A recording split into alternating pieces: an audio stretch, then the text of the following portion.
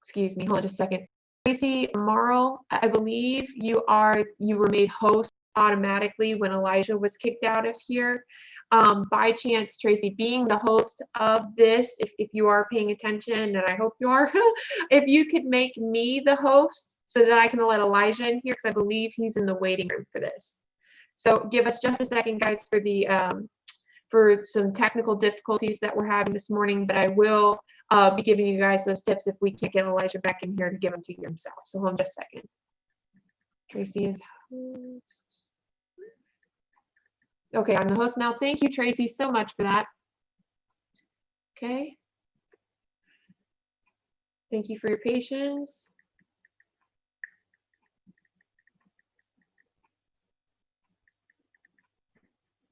Just waiting to see him come back in the waiting room.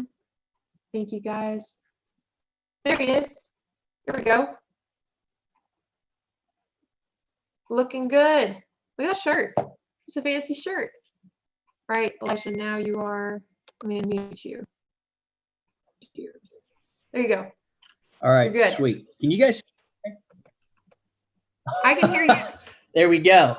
Yes, you're doing much better. And I just left off with the whole, tips just about getting on the phones and getting some momentum in the first 90 days, just so that you can kick off with some reasons why I would say most people struggle with the phones when they first come in here.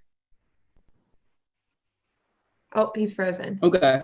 There you go. I love that. Jordan, if it kicks me out again, or if the signal starts falling off, just pick up for me, because we can. Absolutely. The biggest reasons people struggle on the phones is honestly, it's mental. One of the things that I've heard at a conference was 80% of this business is mental, 20% is mechanical. And when you're calling people on the phone, you're confronted with rejection. You're going to get hung up on. You're going to get people who tell you no, they're not interested. And it's different from what you went into that phone call with your expectations. The expectations you had of that phone call weren't met, and therefore it's difficult for people who've not done this before to overcome the phones and to get good at them.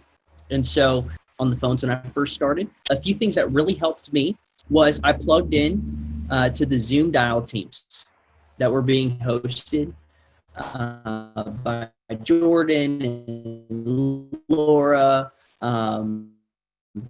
and who else was hosting them all the time? Joe and Val were hosting them. Grant was hosting them, and I plugged in and I could see what it was like to get hung up on. I could see what it was like to book appointments and that sort of thing. And so plugging into those was huge. I consumed and memorized all of the audio trainings on SoundCloud about dialing.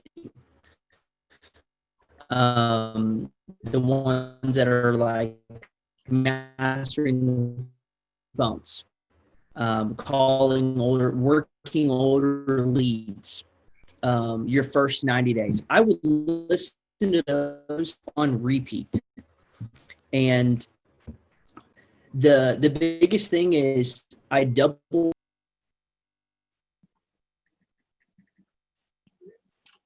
All right, it looks like it kicked him out again. Thank you guys so much for your patience while he's, dealing with all that. I'm just going to finish off the new agent call for you guys just to make sure that, you guys can get back to getting into work and that you can apply this information.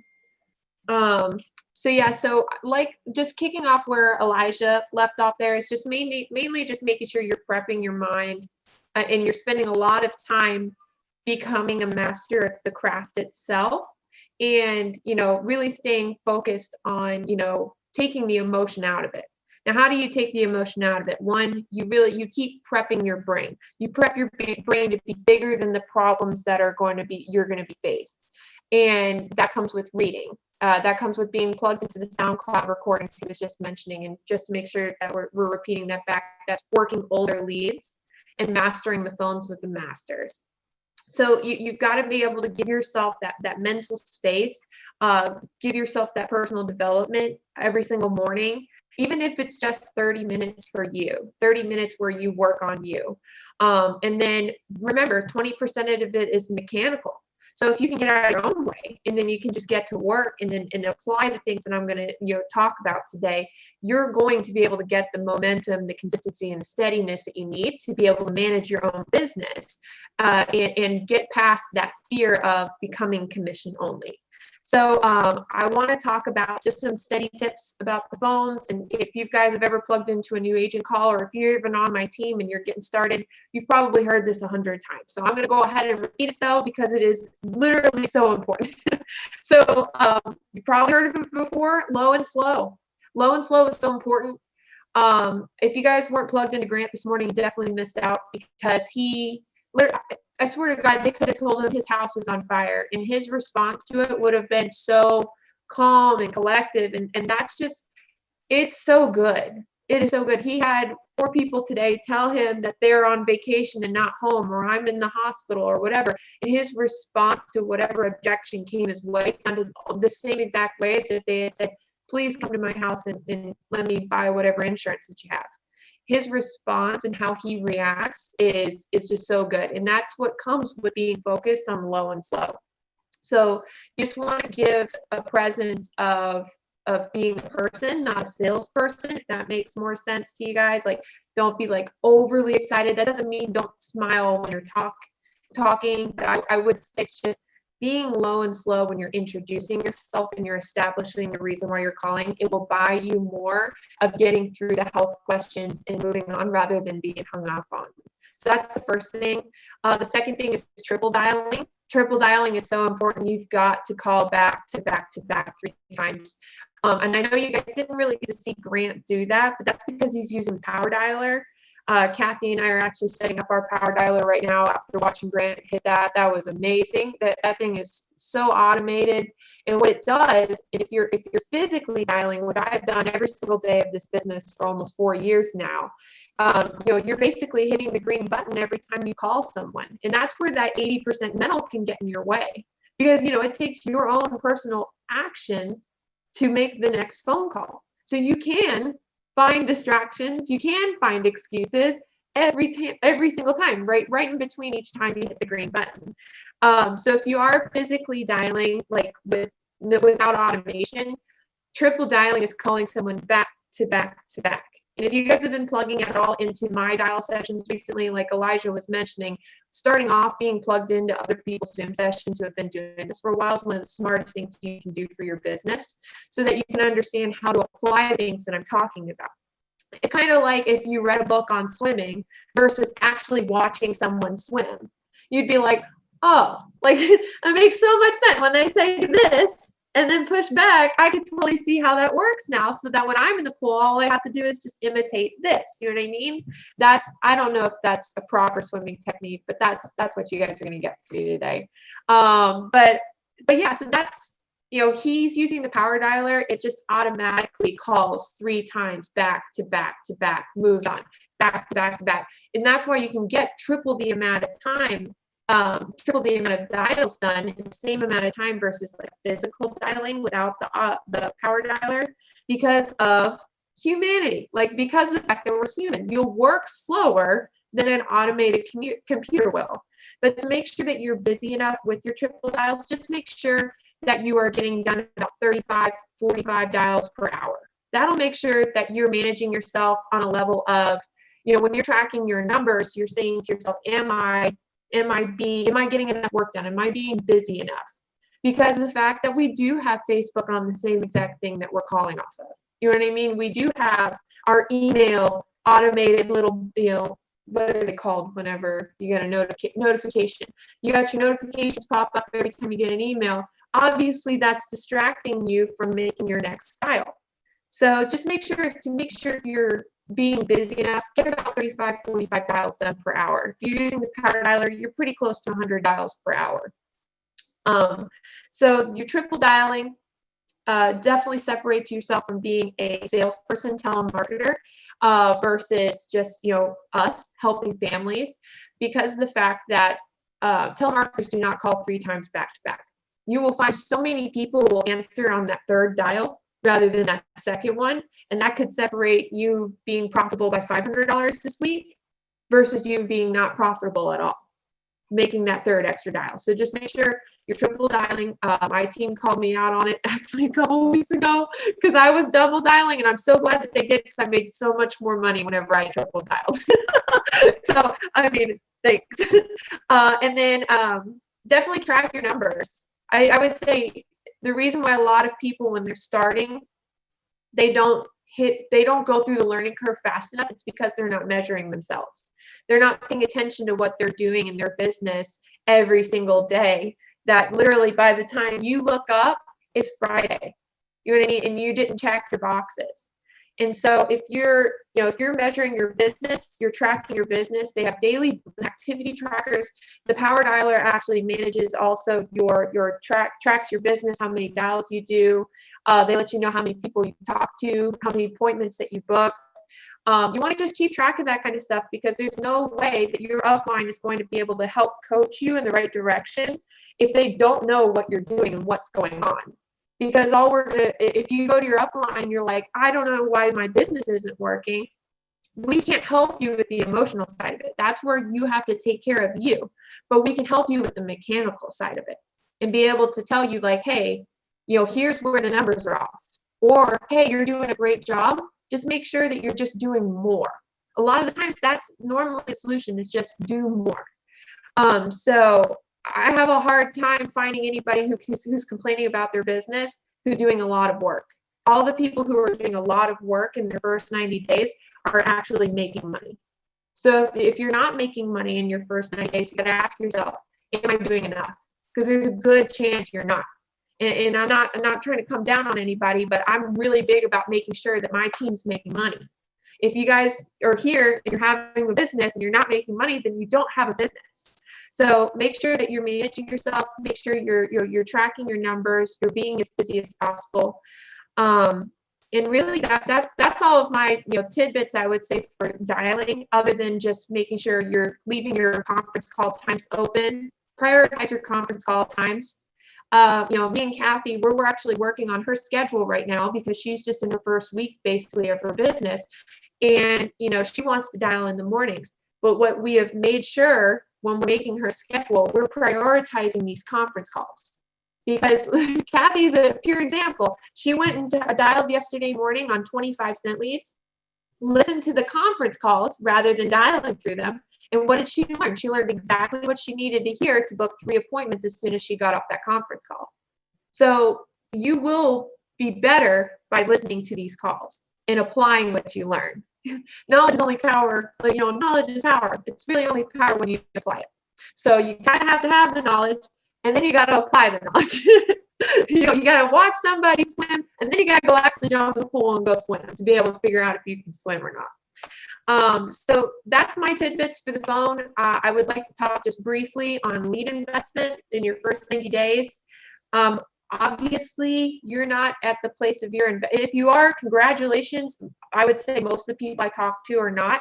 But more than likely, you're at a place where your lead investment is in relevance to what's in your checking account, if that makes any sense, because you don't have money yet coming in from your business. So you got to look at your checking account and say, what can I consistently commit to every week investing in my business to make sure that I have sufficient, clean, new resources every single week?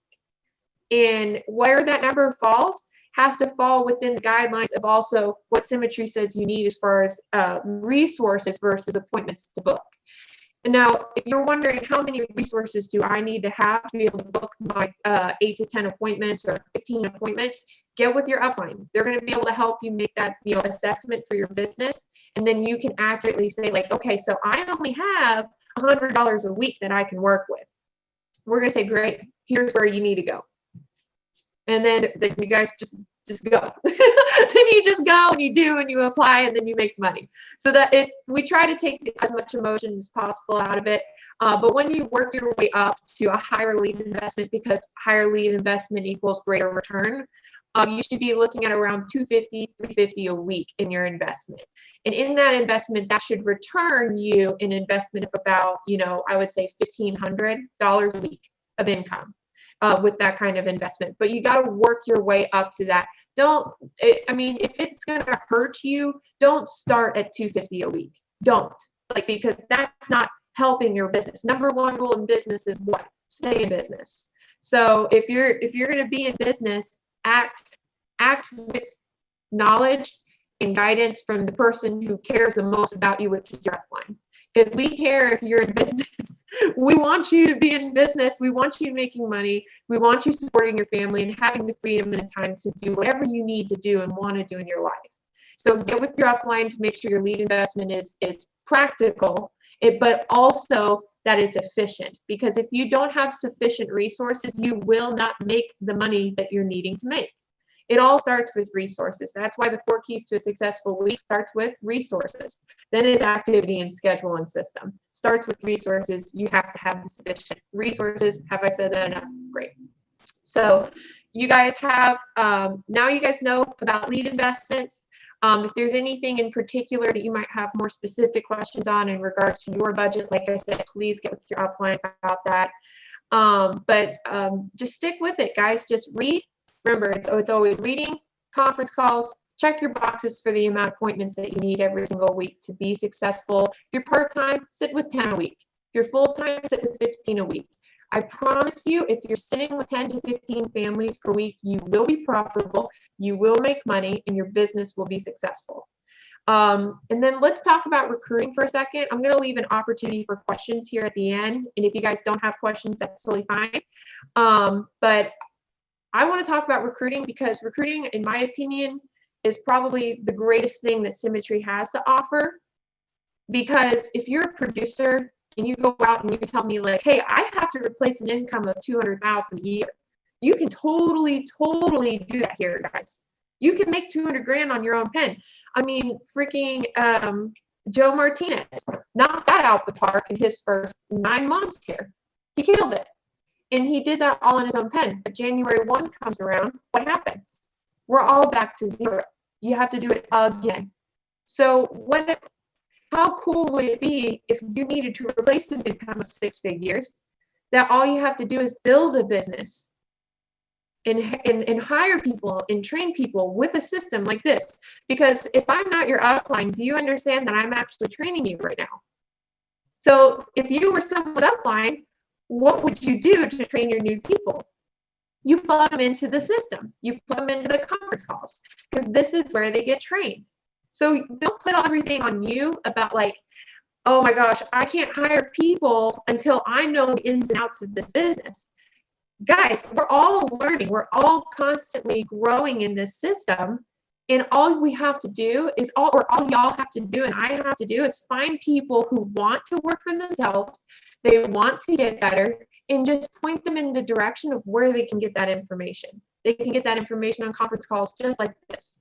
They can get that information on webinars that we have every single week. And you just point them in that direction. We're not asking you to be the professional before you can build a business.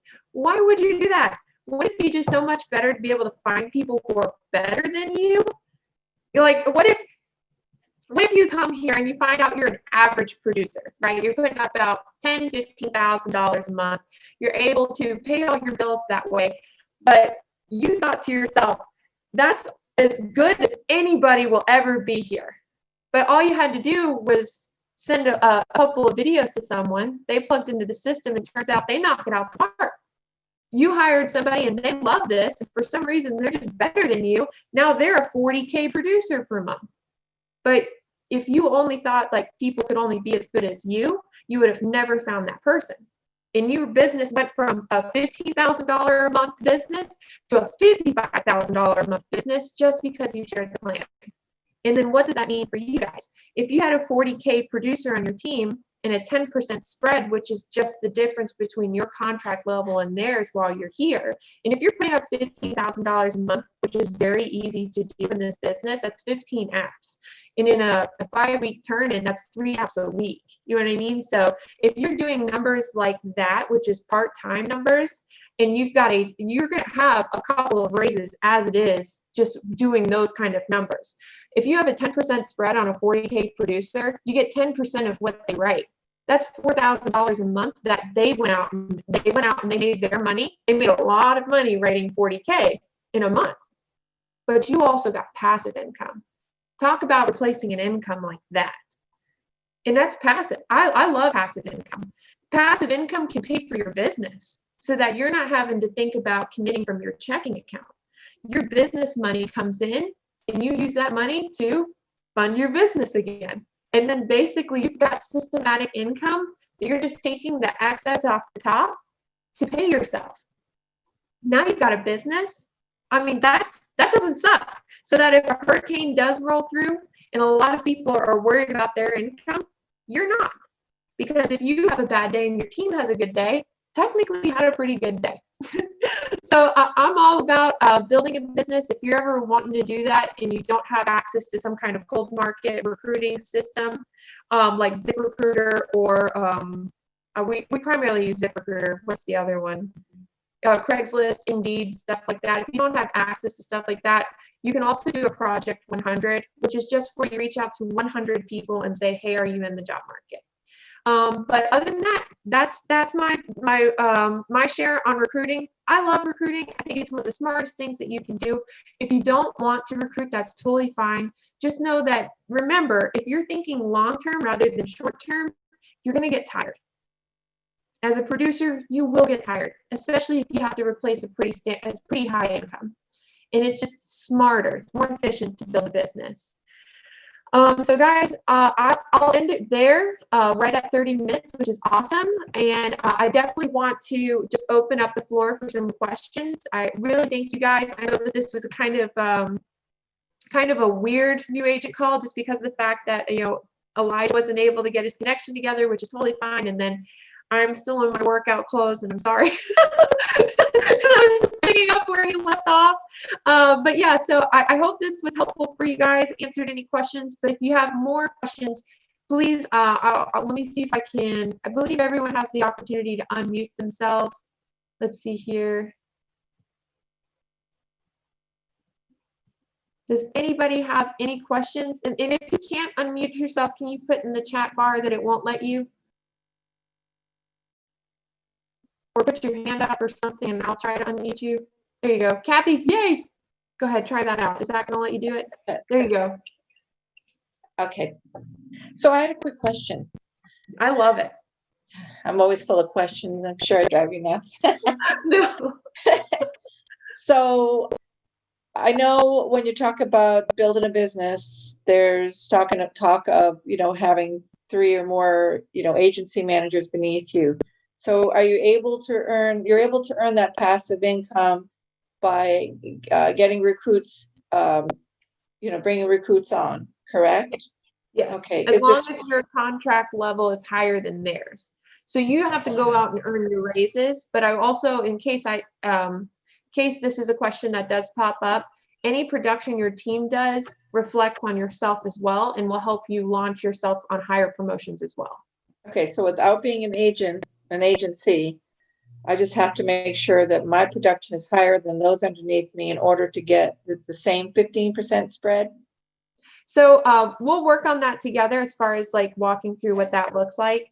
But you're going to earn raises at 5% increments. So, and it takes 2 months per promotion. So you have to qualify 1 month, qualify 2 months, bam, you've got your 5% raise. So as you continue growing and you continue building, any production your team does reflects on yourself as well. And that'll help you keep launching up that levels of leadership, moving up those 5% bumps. And as you keep moving, obviously on your first 5% bump and anyone you hire, you have a 5% split. So then your next teammate or your next promotion will put you even 5% higher than that. And then 5% higher than that. So as you keep hiring new people, you're going to have a 15% spread or a 10 or even a 20, 25, whatever. And then as they hit promotions, then of course, as they hit promotions, that'll close the gap between the two of you. So you just have to make sure your business is balanced as you keep building your business to make sure you're qualifying for your promotions. Got it. Thank you. You're welcome. And as you guys have already experienced or probably have seen, that's a good question there. I don't know who's asking this. It just says MA, and I'm so sorry about that. Go ahead and use the reactions button if you could, please, if you have a question, and I will request to unmute you.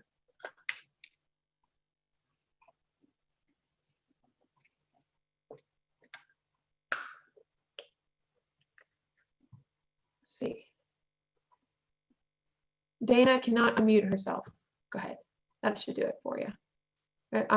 Just a second, Matt Sean. Go ahead, Dana.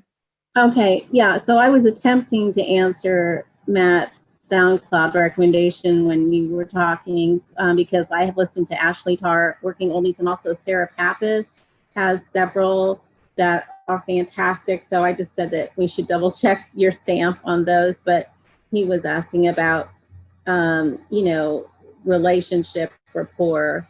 Oh, yeah. Recommendations to improve. He's asking my rapport with clients. He's having trouble developing relationships with my clients. In other words, I suck at making friends with my clients. So I was going to answer that one, but I want you to answer that one. I appreciate that so much. Let me unmute Matt so I can make sure that we're, you know, we're answering his question to the greatest ability here. But thank you so much, Dana, for helping me, you know, figure out who that is. Go ahead, Matt. Oh, you, there you go. Try that again. Hey, Jordan, how are you? I'm good. How are you? I'm doing pretty good. But I have a problem with developing rapport with my clients, or just getting, I guess, making friends with my clients, per se. Okay. I know I'm Yeah. supposed to be a professional, but when I hear you on the phone, it's sort of like you're their friend, you know, not just a professional trying to give That's them so kind. Thank you. So yes, yeah. Mhm. you feel like you're Continue. missing, so you feel like you're missing the connection with your client? Just a second here. Try that again. Yes, I am. Okay, so let's talk about being friends with someone. So where do you feel, you know, because this is such a this topic is pretty broad. You know what I mean? It's not like there's one general way that can connect you with a person. So do you feel like you're not connecting with them at the time of booking the appointment or even during the appointment? Like where do you feel like you're not becoming friends with the person? Like where do you feel like the relationship starts and where you're missing it? I guess even when I am booking the appointment, it is, yeah, I feel like it's just when I'm booking the appointment, they don't take it, yeah, just at the appointment, I guess. Well, during the booking of the appointment, my bad. So do you feel like you don't have control over the conversation to where you're not connected nor even seen as a person of, you know, somebody who knows what they're talking about? Let me see.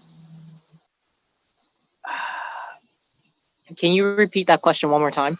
Yeah, so I want to know why, you know, being friends with someone is important, but what's more important than that is just having control of the conversation to where it seems like you're confident and they can trust you. You know what I mean? So that's where a lot of friendship is lost, is in trust. So if you want to re-listen to the conference call from yesterday, I think that will genuinely help you with building that likability and trust between you and the client. Okay, thank you. I think I don't think I can answer it better than that call could. Awesome. So cool. Well, we got that taken care of. As far as you know, and guys, anybody who wants to be better at building rapport and connecting with their client, please re-listen to the Monday national call. It'll be on the SFG website.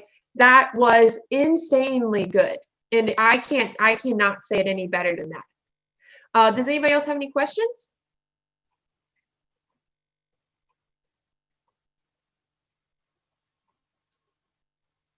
Go ahead, Dana. Sorry, hold on. Try and mute yourself, please, this time. There you Okay. go. Okay, so I just want to throw this out there in reference to recruiting. Sometimes Chris Cook posts these like building your business Zooms, and I've been listening to a couple of his this past week, and they're really great because he does give it, you know, he'll allow you to listen into him interviewing people actually that they have booked for interview time. So to give you an idea of the format to use, which because I'm starting to do that now, and then, you know, getting with your mentor and on, you know, the ad templates and that type of thing, because they're already in place, which I didn't realize. So that's nice. So would you recommend, like, even if you're like, how do you name your agency? I mean, is that just something, you know, because like y'all have your own. Yeah, I would just say, you know, whatever feels good. You know what I mean? I don't know any better way to answer that. It's just like, you know, what do you feel, you know, if you're going to name your agency and you're going to start building a business platform for yourself, just go ahead and take a couple days, think on that. You know, we just went with our last name, and because it's family business that we're building here, and it's just how we ran that one. You know, Yeah, I some just didn't people know if there prefer was to go with a more generic name to it. Like I like Grants is the Family Protection Group. You know, that's pretty nice. You know what I mean? So just whatever speaks to you. I don't really have much for inspiration there. Yeah, I didn't know if there was like some rule on, you know, what does the company like to see out there. No, just so- you owning your stuff. That's it. Okay, that's cool. That's cool. Yeah, thank you. That was good. And hold on just a second. Dustin, you have a question? Is it a question? I'm just messing with you. I said, is it a question? I figured it wasn't. I swear to goodness.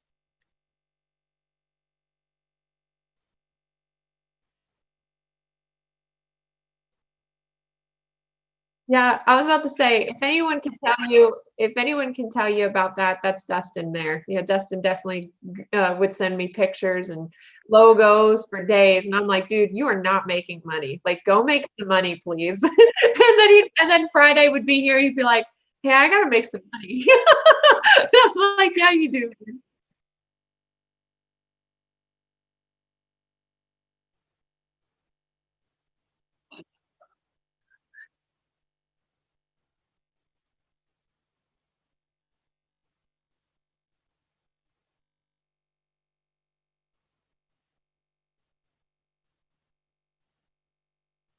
That's it.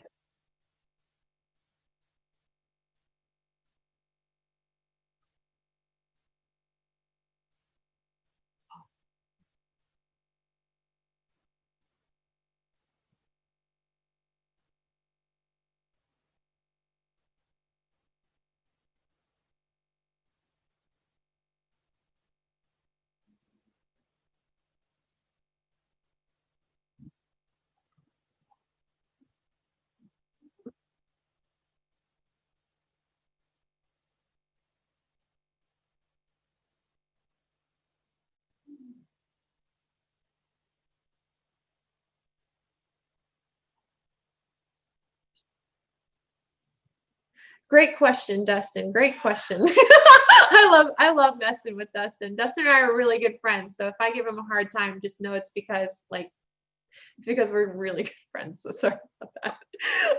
And so Tracy, I saw you had the hand claps up. I don't know if that meant like your hand was up and that was the reaction you were able to use. I'm gonna unmute you for a second. Let me know if you have a question. Just a second. I don't. You guys are just awesome, and I'm just commending you. Thank you so much. Thank you. That's good. Awesome. Well, I appreciate that. That's cool. Any other questions that are out here in conference call land? I'm all about them.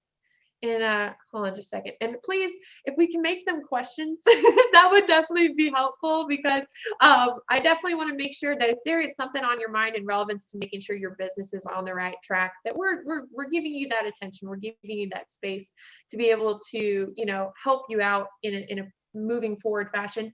And it's not going to be a personal opinion of mine I'm going to be sharing with you guys. It'll be something in the system.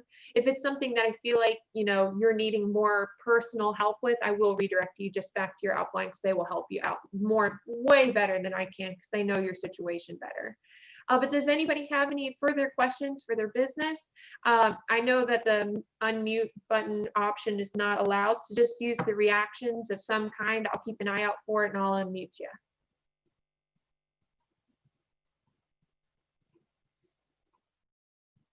All right, we got Grafe, got a hand up. Uh-oh, this better be a question. Grafe, go ahead, there you go. You got a Hey, question? so I always have a question. That's good, no, I love that. So as you know, I've been trying to get more people to come on board and trying to find a little bit more consistency with the people I'm referring.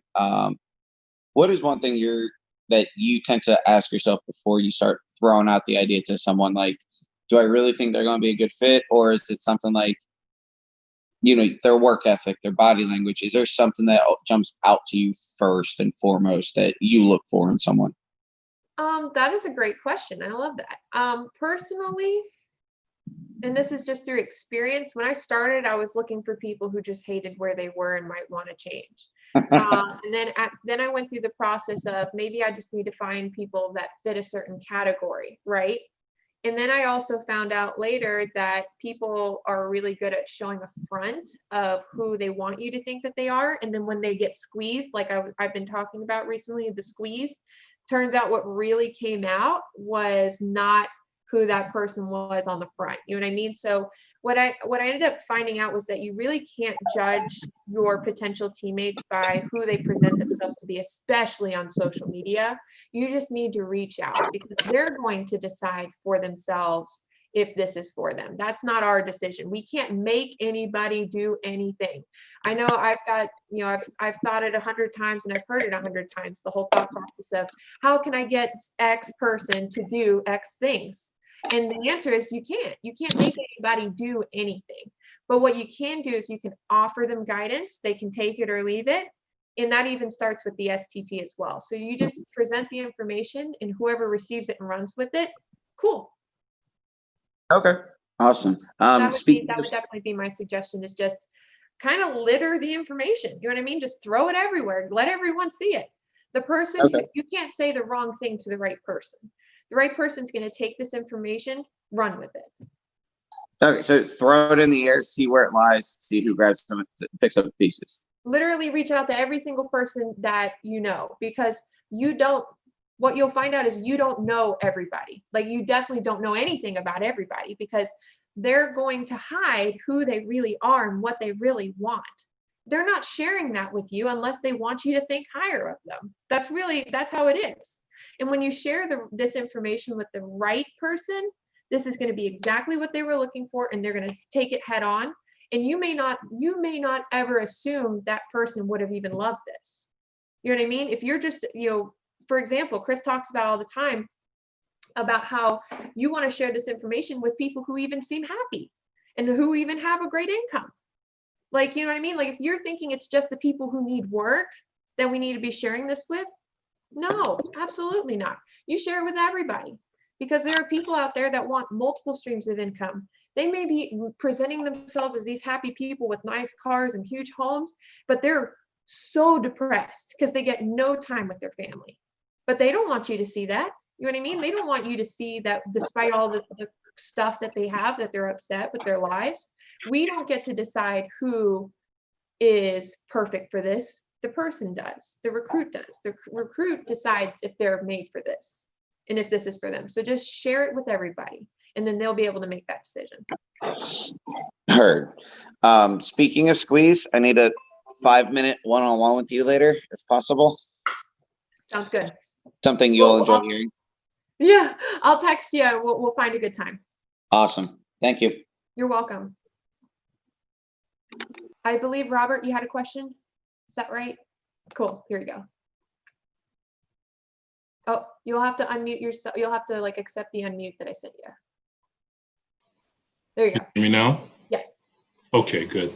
Listen, I just wanted to ask, you mentioned that you are using or will be using the power dialer. Yes, I'm trying.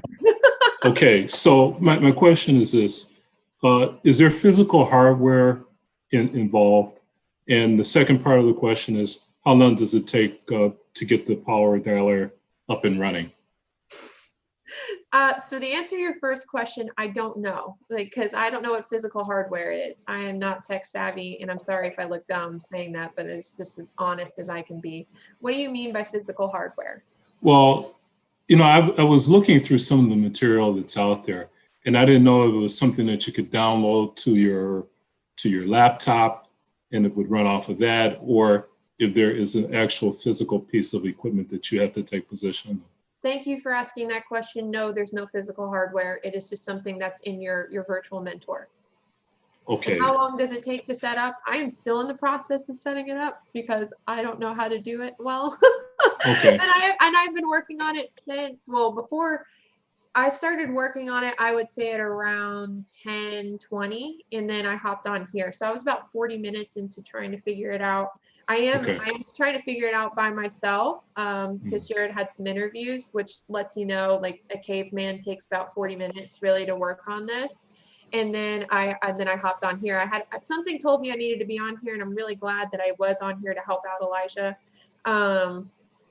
Even I love the New Agent Call. I think this is just one of those refresher courses for me every single week to make sure I'm not focusing on the wrong things. So yeah, so no external hardware, and I'm about 40 minutes in, and I'm right now, I feel like I'm at the last part of it. So I would say it shouldn't take somebody who has like an idea of technology longer than an hour to get it set up. Okay, and just one other question. You work multiple states, is that correct? No. No. I have before. Okay. I'm not gonna say I don't now though. Okay. Would you happen to know before approaching someone in a different state, do you have to have an appointment? I know you have to set up a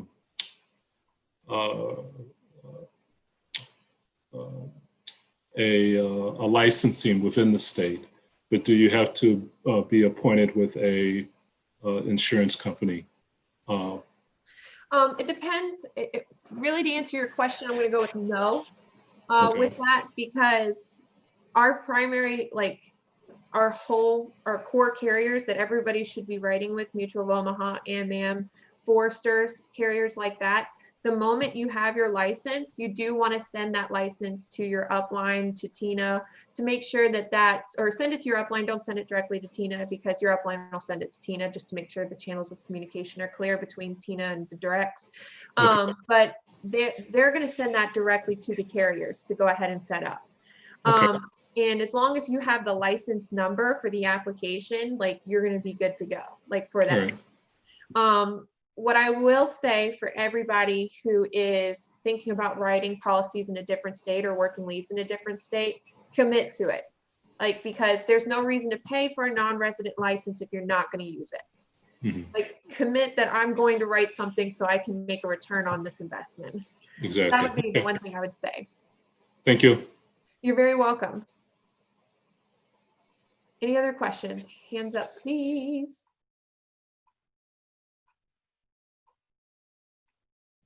Even if you think it's a dumb question, you know what I mean? Like, there's no such thing as a dumb question when you're starting off. This is all new. We're building new habits. We're learning new lingo. You know, we're just in this learning curve moment that feels really uncomfortable. So questions are always welcome. There's never a bad question. Unless Dustin basically asks a question. I'm just kidding.